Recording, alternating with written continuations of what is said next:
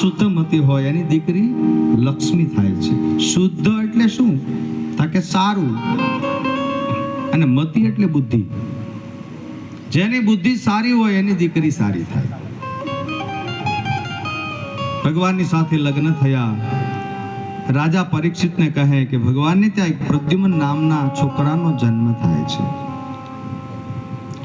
આમ તો પ્રદ્યુમન છે કામદેવનો અવતાર છે.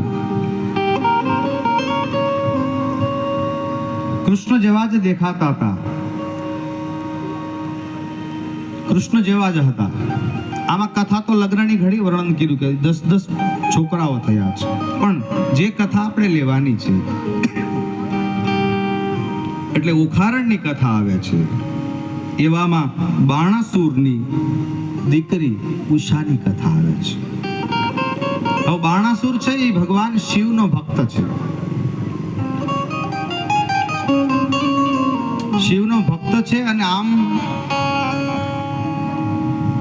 ભગવાનની એટલી બધી પૂજા કરે છે એટલે એમણે ત્યાં એક દીકરી છે, દીકરીનું નામ છે ઉષા.